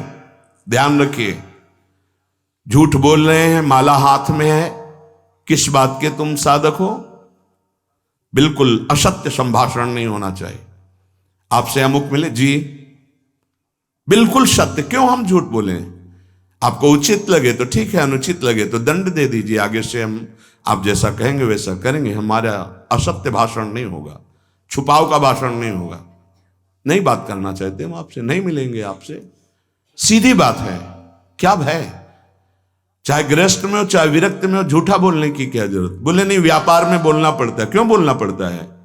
सब कोई जानता है व्यापार मुनाफे के लिए किया जा रहा है। तुम्हारा नौकर थोड़ी कोई, उसके परिवार है, उसका व्यापार है। 100 की चीज वो 100 में देगा, तुम्हें गरज हो तो लो, नहीं तो ना लो। वो कह रहा है 125, झूठ बोलने की जरूरत क्या है? सत्य बोलिए। तुम्हारी सत्य वृत्ति ही तुम्हें सुखी कर देगी, तुम्हारे कुल परंपरा को सुखी कर देगी, तुम्हें आनंद प्रदान कर देगी। क्यों झूठ बोले? कहां झूठ की बात है? जहां झूठ की बात है वहां अशांति है, चिंता है, शोक है, भय है, मृत्यु है। जो सत्य है वो अमृत है। भगवान को सत्य नारायण कहते हैं। सच्चिदानंद रूपाय, सच्चित आनंद रूपाय। सत्य छोड़ दोगे तो बचा क्या तुम्हारे पास? क्या पहले व्यापार नहीं होता था क्या? सब झूठ ही बोलते थे क्या? केवल झूठा ही लेना, झूठे ही देना, झूठे ही भोजन, झूठ चबेना, क्या बचेगा तुम्हारे पास? दूसरा मौन, मौन से बढ़कर कोई तपस्या नहीं। वाणी के वेग को रोकिए, मौन रहना सीखिए। आवश्यक है तो बोलिए, नहीं चल दिए, हमें क्या मतलब है। आप नाराज ही तो होंगे, लेकिन हम सत्य पे चल रहे हैं तो आपके हृदय को चाहे जितना तापित होकर के हमारे प्रतिकूल सोचे, सामर्थ्य नहीं कि हमें प्रतिकूलता दे सके। तीसरा, नाम जप से बढ़कर कोई यज्ञ नहीं, कोई साधना नहीं। परम सत्य भगवान का नाम है। बहुत अमृतमय वचन बाबा बोल रहे हैं। सत्य बोलना, मौन रहना सबसे बड़ी तपस्या, और नाम जप परायण, इससे बढ़कर कोई यज्ञ नहीं, कोई साधना नहीं। यज्ञानाम जप यज्ञोस्मि, भगवान बोले। चौथा, विचार से बढ़कर कोई ज्ञान नहीं। एक भी कदम रखो विचार पूर्वक, किससे मिलना है, क्या पाना है, कैसे चलना है, विचार पूर्वक। पशु बिना विचारे जे करें ते पाछे पछताएं, काम बिगाड़ो आपनो जग में होत हंसाए। विचार पूर्वक हर कार्य कीजिए। विचार ही नहीं, क्रिया कुछ हो रही, विचार कुछ हो रहा है, ऐसे नहीं। हर काम, और जिधर कदम बढ़ा दो फिर लौटाना नहीं। ये नहीं आज ऐसे, कल ऐसे, परसों ऐसे, नहीं। एक पद्धति से चलो, विचार पूर्वक चलो। कदम रख दिया तो बिल्कुल परिपक्व कदम रखा, 4 दिन बाद उसको फिर पीछे हटा के फिर ऐसा नहीं। बार बार नहीं बदलना, बार बार हमें को साधन नहीं बदलना, बार बार स्थान परिवर्तन नहीं करना, बार बार साध्य को नहीं बदलना, बार बार गुरु को नहीं बदलना। बहुत जल्दी सिद्धावस्था आ जाए, जो हमारा आसन है उस आसन पे वहीं परिपक्व अवस्था आ जाएगी, भजन के परमाणु आ जाएंगे। बहुत सावधानी, विचार पूर्वक आपका खान पान, व्यवहार, चलना उठना बैठना बोलना सब विचार पूर्वक, विचार रहित नहीं होना चाहिए। पांचवा, भोग और जन समुदाय। जैसे सर्प के संग से आप डर रहे हैं, ऐसे डरना चाहिए उपासक को। संग को भुजंग के समान समझे। किसी से भी बात करो, अगर उसका कल्याण करने की भावना नहीं तो बेमतलब तर्क विवाद, तब लगता है अपने आनंद को छोड़कर क्यों बात करें। प्रभु ने सेवा दी है इसलिए यह बात करने का समय नहीं रह गया है। कोई बिरला पिपासु आता, नहीं तो सब ज्ञानी, सब चतुर, सब भगवत प्राप्त ऐसे ही प्राय मिलते। साधक तो बहुत भाग्य से मिलते हैं। कोई बिरला साधक आता है तब हृदय प्रसन्न होता है कि सच्चे मार्ग से चलना चाहता है। नहीं अहम की ऐसी बरसात हो रही है, कुछ नहीं। जब उनको तो वो कुछ नहीं है, न ज्ञान है, न भक्ति है, न अष्टांग योग है, कुछ नहीं, अहम। बचो, प्रार्थना है। अपने लोगों को सेवा मिली तो ठाकुर जी जाने। संग से भुजंग के समान डरो। किसी से बात करने से डरो, किसी से मिलने से डरो, किसी से मित्रता से डरो। डरो। एकांत सेवन अमृत, समाज सेवन मृत्यु। जब तक भगवत साक्षात्कार न हो जाए, उपासक को इस बात से बहुत डरना चाहिए। नेत्र झुके हुए, वाणी मौन, अपने लक्ष्य पर दृष्टि, भगवत साक्षात्कार। आप चाहे जैसे नचवाओ, आपकी इच्छा की बात है। क्योंकि भुने हुए चने को चाहे जितना खाद पानी लगा दो, उसमें अंकुरण नहीं होने वाला।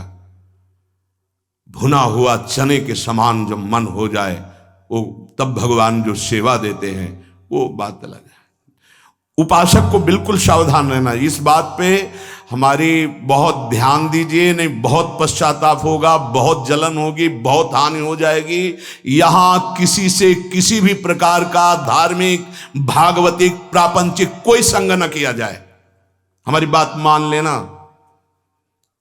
चाहे स्त्री शरीर हो, चाहे पुरुष शरीर हो, हमारी प्रार्थना मान लेना। ये हृदय की बात कह रहा हूं। जब तक भगवत साक्षात्कार ना हो तो व्यवहारिक तो जाने दो, परमार्थिक और धार्मिक संबंध भी हमें स्वीकार नहीं करना।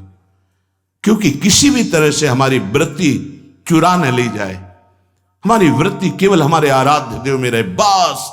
असंगोहम पुरुषा, मान लीजिए, मान लीजिए। इसी से परिपक्व अवस्था आती है। भोगों का त्याग और संग का त्याग, बाबा कह रहे हैं, पांचवी बात है। सत्य, मौन, जपरायण, विचार पूर्वक हर कर्तव्य कर्म, और भोगों का और जन समुदाय के संग का त्याग। जब तक भगवत साक्षात्कार ना हो जाए तब तक ऐसा नहीं। साधक को बहुत सावधान रहना है। बिल्कुल हमारी प्रार्थना मान लेना, कभी भी किसी भी तरह से जो स्त्री शरीर है पुरुष शरीर से मित्रता ना होने पावे। जो पुरुष शरीर है कभी स्त्री शरीर से मित्रता ना होने पावे। असत मार्ग की वृत्ति वाली किसी भी तरह से हमारी ये बात मान लेना। इसलिए कह रहा हूं कि नहीं तो जीवन भर पछताना पड़ेगा, जलना पड़ेगा, और कोई सहयोगी आपका नहीं है। 50 साल आप ब्रह्मचर्य से रहकर भजन किए, 5 मिनट आपसे चूक हो गई, पूरा विश्व आपको बख्शेगा नहीं। ध्यान रखना, कोई ये नहीं देखेगा कि ये व्यक्ति 50 साल से जल रहा था और सतमार्ग की चढ़ाई पर चढ़ रहा था, चूक हो गई। कोई नहीं बर्दाश्त करेगा। मेरी बात मान लेना, ये तुम्हारे जीवन के लिए वो कवच होगा जो तुम्हें कोई नहीं हरा सकता। कोई भी संबंध हो, भगवत संबंध के सिवा हमारा किसी से कोई संबंध नहीं। और भगवत संबंध में समाज की भी एक तार भाव होता है। साफ सिया राम में, साफ राधे श्याम में, बस। अगर हमारा कोई पर्सनल किसी से संबंध है, हमारे शब्द को याद रख लेना, पश्चाताप और पराजय के सिवा कुछ नहीं मिलेगा। इसे कागज में लिख लो, हृदय में लिख लो। जीवन भर इसको तुम अमृत के समान सेवन करना। ये हृदय की बात कह रहा हूं। असंग रहना, मन न लगे तो पड़े रहना, पर किसी को दोस्त मत बना लेना। किसी से यहां अपनापन मत कर लेना। यदि ऐसा किया तो पछताना पड़ेगा, आपकी पराजय होगी और आपको जलना पड़ेगा। दोनों बातें आप समझ लेना। असंग रहना, थोड़ी देर मन पराजित करता है, हमको जलाता है, वो जलन तो ऐसे सह जाई जाती है। लेकिन जब मन की जलन मिटाने के लिए कोई क्रिया हो जाती है, कोई संबंध हो जाता है, तो जीवन भर जलना पड़ता है पश्चाताप की अग्नि में। और ये तो भूल जाना कि आपको कोई सपोर्ट देगा इस संसार में। प्रभु के सिवा कोई सपोर्ट देने वाला तुम्हारा नहीं। जो तुम्हें गुरु जी कहेंगे, जो तुम्हारी छवि को पूजेंगे, अगर कोई चूक हो गई वही तुम्हारी निंदा करेंगे, तुम्हारी छवि को नाली में फेंक देंगे। ध्यान रखना, यहां गुणों की पूजा होती है। अगर तुम्हारे गुणों में हीनता आ गई तो कोई पूजा करने वाला नहीं। ये मत सोचना कि मेरा पूजक उपासक है, ये कह रहा है मैं आपको प्राण समर्पित किए। प्राण ले लेगा तुम्हारे। शब्द याद कर लो, तुम्हारे प्राण ले लेगा प्राण समर्पण करने वाली बात कहने वाला। यदि धर्म से चूक गए, यदि अपने नियम से चूक गए, कभी प्रभावित मत होना किसी की मीठी बातों में, किसी की मीठी मुस्कुराहट में, किसी के मीठे अपनेपन में। ये हृदय से बोल रहा हूं, इसे स्वीकार कर लेना। अगर सत्मार्ग में शूरवीर बनकर अंतिम समय तक निष्कलंक रहना है तो किसी से भी मित्रता नहीं करनी, किसी से भी। असंग श्यामा श्याम के सिवा ना काहू सो बोलिबो, ना कोई व्यवहार, अपनी कुंवर किशोरी को जियत निहार निहार। ये बैठा लीजिए, जीवन को अनुभव करके ये बात कह रहा हूं। कभी नहीं, कहीं नहीं, किसी से भी नहीं। तब आप निश्चिंत, निर्भय, निशोक होकर के, आनंद मगन होकर अभ्यंतर साधना के मार्ग को पा जाएंगे। बहुत बहुत सावधानी की जरूरत। उपासक को इन 4 अवसरों पर कभी वार्ता नहीं करनी चाहिए। पहला, जब आप दाह संस्कार के लिए किसी के साथ जा रहे हो, दाह संस्कार हो रहा हो, उस समय सिर्फ भगवत चर्चा, सिर्फ भगवत नाम कीर्तन, इसके अलावा कोई चर्चा नहीं होनी चाहिए। बाबा कहे, चाहे गृहस्थ हो चाहे विरक्त। शौच के समय, लघु शंका के समय मौन। स्नान जो प्रारंभ हो गया तब यमुनाष्टक या मंत्र आदि जो भी, शौच में मौन, लघु शंका में मौन। किसी बीमार के पास कभी जाइए, भगवत नाम कीर्तन कीजिए, भगवत चर्चा कीजिए, अन्यथा मत जाइए। अगर जहां हो किसके पास जाएंगे, भगवत चर्चा नाम कीर्तन करने का अधिकार वहां नहीं दिया जाएगा तो मत जाइए। प्रभु के मंदिर में सीढ़ी में प्रथम कदम रखते ही मौन आश्रय ले लीजिए। कोई भी वार्ता नहीं होनी चाहिए। अगर चूक हो गई, किसी की वहां निंदा हो गई तो वज्र का लीक पाप बन जाएगा। किसी का दोष मंदिर में मत देखिए। सीधे गए, प्रभु से आंख मिलाई, नीचे सर झुकाया, बाहर हो गए। 1 मिनट, 10 मिनट, 1 घंटा, जितना दर्शन कर पाओ, बस इतना। ये सत्संग है, सावधानी। प्रथम सीढ़ी के पैर छुए, मौन, नेत्र नीचे। कोई राधे श्याम कैसे हो, कुछ उत्तर नहीं। सीधे मंदिर में गए, दृष्टि मिलाई। जितनी देर दृष्टि सह पाए रूप, उतनी देर रूप देखो, आंख नीचे करो, वापस मंदिर से आ जाओ। भगवान के मंदिर में किसी भी तरह की कोई भी वार्ता नहीं होनी चाहिए। मौन, दर्शन, बस। खास करके लोग वहीं मिलकर प्रपंच करेंगे। आओ, पीछे खड़े कर लिया और बातें शुरू कर दी। ऐसे विघ्नकारी लोगों से बचिए, वो विघ्न है। अरे बड़े भाग्य से प्रभु के सामने हमें खड़े होने को मिला है। तुम्हें प्रपंच यही पूछना है, कौन हो, कैसे हो, क्या है, कुछ नहीं।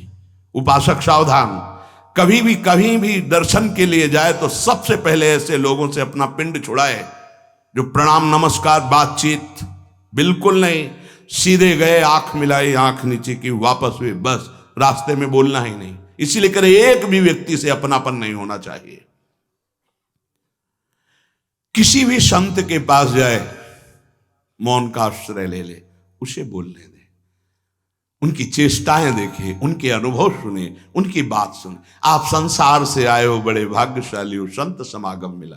अगर कोई बात पूछनी है तो अपने परम कल्याण की बात पूछे।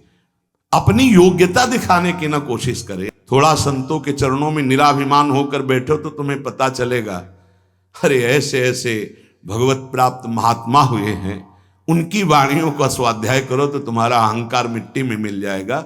ये अहंकार, तुम 4 शब्द लिख दिए तुकबंदी लिख करके तो अपने को तुम ज्ञानी समझने लगे। बहुत सावधान। इतने बड़े पर्चे आते हैं, किस बात के? जानने के नहीं, कि हमको बताना है कि हम ऐसे। ये भैया हमारे गुरु जी हैं हमारे बताने के लिए, और हमें जो जानना है वो हमारी प्रिया जो हमारे गुरु जी समर्थ है। आपको जो जानना हो, वास्तविक परमार्थ में चलना हो तो यहां बैठना।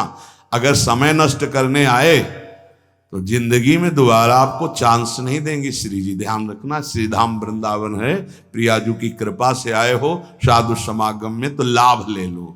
किसी भी महात्मा के पास जाए तो वाणी को शासन में रखे, बहुत सावधान, उनकी सुनो। तुम्हें तो जो आता है वो आता ही है, उनसे ले।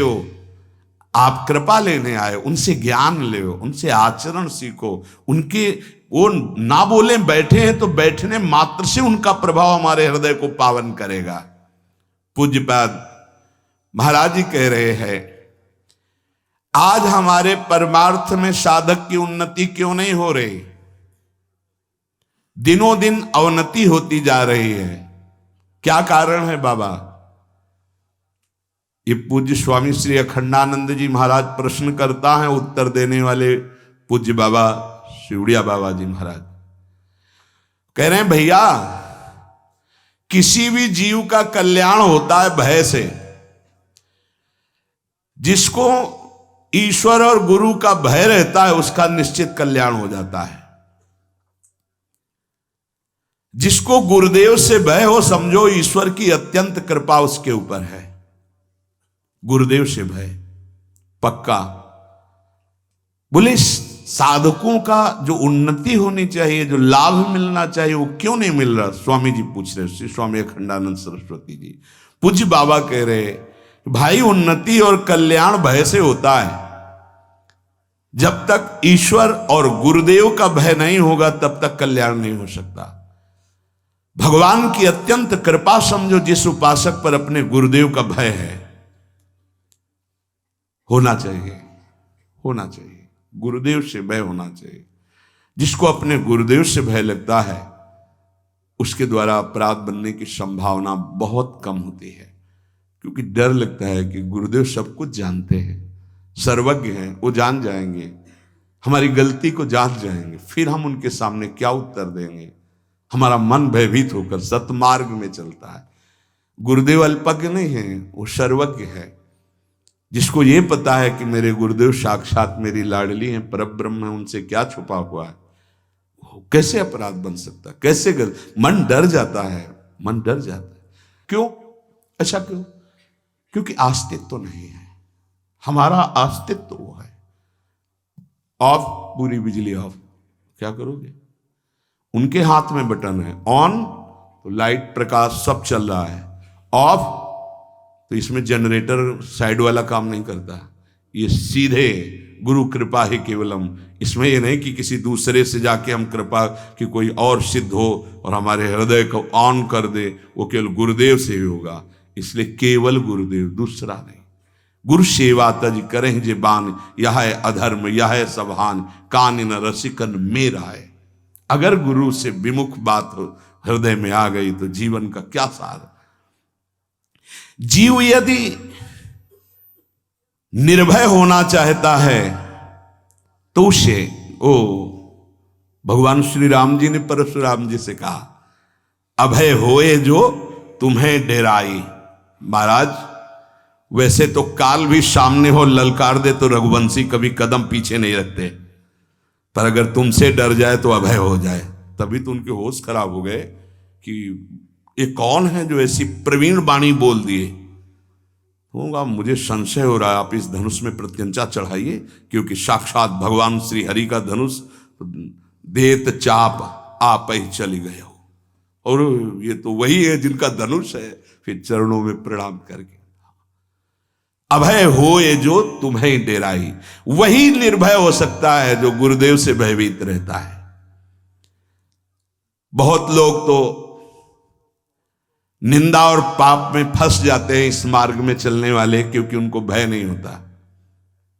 अरे बड़े कृपालु, बड़े कृपालु, बड़े सर्वज्ञ, बहुत सावधानी से एक एक चेष्टा देखी जाती है गुरुजनों की। त्रिकालज्ञ सदगुरुदेव भगवान एक एक चेष्टा देख रहे हैं, एक एक चेष्टा। पर वो जैसे माँ है अपने बच्चे को दुलार ही करती, डांटना भी दुलार ही कहा जाता है। ईश्वर का भय उतना काम नहीं करता, क्योंकि ईश्वर कभी डांटने तो आएंगे नहीं ना। अरे लेकिन गुरुदेव का भय, क्योंकि उनके सामने दृष्टि पड़ना है, वो छुएंगे, वो देखेंगे, वो बोलेंगे तो उनको पता चल जाएगा। गुरुदेव से भय ज्यादा है, ईश्वर से भय कि क्षमा कर दो प्रभु, हो गया ना। वो बोलेंगे ना वो डांटेंगे, लेकिन वहां डांटना बोलने की क्या बात है, वहां तो दंड विधान लागू हो जाएगा। ये जो साधक गुरुदेव से भयभीत नहीं होते, वो लोक निंदा, समाज निंदा में, पापाचरण में उतर जाते हैं। उनको कोई डर नहीं होता, क्योंकि डांटने वाला कोई नहीं। माया गिद्ध बना देगी। गुरुदेव की कृपा से ही कोई सिद्ध होता है, नहीं तो माया रौंद देगी। बाबा कह रहे वो लोक में, निंदा में और पाप में फंस जाता है, क्योंकि गुरुदेव का शासन नहीं। ईश्वर का भय दूसरे नंबर पर, गुरुदेव का भय पहले नंबर पर। जब गुरुदेव का भय रहता है तो लोक और परलोक दोनों मंगलमय हो जाते हैं। अब जिन्होंने गुरुदेव नहीं बनाया है तो ईश्वर का भय स्वीकार कर लो। भगवान सर्वत्र देख रहे हैं, तुम जो भी कर रहे हो और हिसाब भी वही करेंगे। शरणागत का, भक्त का, शिष्य का हिसाब भगवान के हाथ में नहीं, ध्यान रखना, गुरुदेव के हाथ में है। भगवान उनके हाथ में है, आराध्य देव गुरुदेव के हाथ में है। गुरुदेव के हाथ में हमारा पूरा जीवन और पूरा हिसाब है। मनमानी आचरणों से कभी श्री जी तुम्हें अनुभव में आएंगी, खत्म खेल। जैसे गुरु की सीमा में रहा जाता है तो रोज आनंद, रोज अब उसको वैराग्य लगता तो लगता मेरा वैराग्य नहीं, नहीं आपका वैराग्य नहीं, आपका अनुराग नहीं, ये गुरु प्रदत्त है, गुरु कृपा प्रदत्त है। अगर सीमा उल्लंघन किए तो आपको पता चल जाएगा कि आपका कनेक्शन हटा तो आप में वो वस्तु ही नहीं है। जिसको जहां भी परमार्थ का अनुभव हो रहा है गुरु कृपा से हो रहा है, और गुरुदेव से भयभीत रहना चाहिए। गुरुदेव की आज्ञा का उल्लंघन न हो। गुरुदेव हर समय हमें देख रहे हैं, डरना चाहिए। अगर डरपोगे तो माया तुम्हें निर्भय कर देगी, पक्का। एक बार परिक्रमा लगा रहे थे गुरुदेव भगवान, तो एक दृश्य हमने देखा था। जब बाहर भ्रमण, कबीरपंथी महात्मा, उनका नाम बहुरंगी बाबा गांव के लोग कहते थे। बहुत रंग के कपड़ों को जोड़कर वो पहनते थे, तो गांव के लोग एक अलग नाम रख देते हैं। गुरु नाम अलग होता दिया हुआ और गांव के लोगों का नाम अलग हो, तो बहुत रंग के कपड़े पहने का उनको बहुरंगी बाबा कहते थे। बड़े ही हष्ट पुष्ट जवान से। क्या अपराध बना ये कोई नहीं जानता, पर वो एक लठिया लेकर वो साहब साहब ऐसे जाते और धम्म से पीठ में मारते। वयोवृद्ध संत 25 बार ऐसा हो, और बस वो पीछे हटते, फिर जब ऐसे कहते फिर साहब साहब ऐसे, तो गुरुदेव खड़े हो गए, बोले अहो भाग, धन्याति धन्य उस शिष्य को जो अपने गुरुदेव के से, और उससे माया काल भी नहीं छू सकता। गुरु कृपा पात्र को काल भी नहीं। मतलब गुरुदेव भगवान एकदम प्रफुल्लित हो गए बात सुनते ही। आज हमारे हालत क्या है कि अगर गुरुदेव जरा सा कुछ कट वचन कह दें तो बदल गए, स्वरूप ही बदल गया। मतलब निष्ठा ही नहीं है, भाव ही नहीं है, तो कैसे हमारी आध्यात्मिक उन्नति हो। संसार में 4 प्रकार के जीव होते हैं, प्रवाही, कर्मी, भक्त और ज्ञानी। पूज्य बाबा कह रहे, प्रवाही वो होते हैं जो अपने अहंकार से राग द्वेष में बहते रहते हैं। उनको गुरु आज्ञा मानने की कोई भी श्रद्धा नहीं रहती, वो जुड़े भर हैं, करेंगे मनमानी। उनको कहते प्रवाही, ये माया के प्रवाह में बहते चले जाएंगे। दूसरे होते कर्मी, जो शास्त्र कह रहा है उसको वो करना, कर्म करना, ऐसा करना, ऐसा गुरुदेव कह रहे हैं ऐसा करो, वो कह नहीं वो ऐसा ऐसा, वो अपनी मान्यता के अनुसार कर्म प्रधान वो बने रहते हैं। गुरुदेव की आज्ञा कर्म बंधन से मुक्त करने की होती है। कभी कभी ऐसी आज्ञा होती है जिसको हम समझ नहीं पाते हो, हमारा उसमें परम मंगल होता है। हमारे और हमारे गुरुदेव के बीच में सिर्फ गुरुदेव ही है, हम भी नहीं हैं। इस बात को समझना। हमारे और हमारे गुरुदेव के बीच में सिर्फ गुरुदेव हैं, हम भी नहीं हैं। हमारा जीवन, हमारा मन, हमारा प्राण सिर्फ गुरुदेव हैं। गुरुदेव की आज्ञा, अगर गुरुदेव की आज्ञा है कि ऐसे रख दो तो उसी क्षण रख दिया, हमें दोबारा उठाने की कोशिश नहीं करनी। गुरुदेव की आज्ञा है खड़े हो जाओ, हम वही खड़े। अगर कोई क्यों कहा है खड़े हो जाओ, नहीं तो आपसे क्या मतलब है? ये नहीं कि बताने अब हमने तो कोई गलती की नहीं, पता नहीं क्यों हमें खड़े कर दिया है। अरे कौन मानता है ऐसे? नहीं, अपने और गुरुदेव के बीच की बात में सिर्फ गुरुदेव ही होने चाहिए, ये बात समझ लेना। अपने और गुरुदेव की आज्ञा के बीच में किसी की सलाह नहीं होनी चाहिए, नहीं हार जाओगे, हमारी बात समझ लेना। दोष भाव पैदा कर दिया जाएगा। बहुत कृपा से जीवन हमारा माया के बंधन से मुक्त होकर गुरु के बंधन में आया है। जो गुरु के बंधन में बंध जाता है, हरि उसके बंधन में बंध जाते हैं। प्रवाही, कर्मी और फिर भक्त। अब यहां से वास्तविकता प्रारंभ होती है। जो केवल अपने गुरुदेव की आज्ञा में रहकर सब बातों की उपेक्षा कर देता है, उसे गुरु भक्त कहते हैं। गुरुदेव की आज्ञा और सब बातों की उपेक्षा। हमारी श्री जी, हमारा धर्म, हमारा सत्य, हमारे गुरुदेव हैं, जैसी आज्ञा हुई वैसा हम चलेंगे। क्या धर्म है, क्या सत्य है, ये तो गुरुदेव जाने। जैसा बोला हम वैसा चलेंगे। जो आज्ञा, जैसी आज्ञा, जिस क्षण आज्ञा, जहां चूक हुई संभाले वही हैं, उन्हीं की कृपा संभाले। हमारी सामर्थ्य क्या कि उनकी आज्ञा पे चल सके, उन्हीं की सामर्थ्य से। तीसरा जो भक्त है, उसको ना संसार की और ना शास्त्र की, केवल गुरुदेव की बात। अब उसकी अवनति उन्नति पर दृष्टि नहीं रहती, उसकी दृष्टि रहती गुरुदेव पर। संसार में ना इनका राग होता है ना द्वेष होता है ऐसे भक्तों का। ये केवल गुरुदेव की कृपा में डूबने वाले महापुरुष होते हैं। इनका जो दुख भी है वो महान सुख स्वरूप होता है, गुरुदेव की आज्ञा से जो प्राप्त होता है। और इनके सुख का वर्णन तो क्या कर सकते हैं? ना भोजन, ना वस्त्र, ना व्यवहार, ना शास्त्र, केवल गुरुदेव की कृपा से ही ऐसे जनों का पोषण होता है। चौथा, जब ऐसा गुरु भक्त हुआ तो चौथा, ज्ञानी। जो गुरुदेव वही शिष्य, किंचन मात्र अंतर नहीं। पूरा का पूरा हृदय गुरुदेव का उसके हृदय में प्रकाशित हो गया। नमस्कार करते हैं ऐसे शिष्य को जो राग और द्वेष पर विजय प्राप्त करके तत्ववेत्ता गुरुदेव के समान हो गया, जिसका हृदय गुरु स्वरूप हो गया। जैसे भृंगी कीट दूसरे कीट को भृंगी बना दिया, ऐसे गुरु भक्त को गुरुदेव ने स्वरूप प्रदान कर दिया।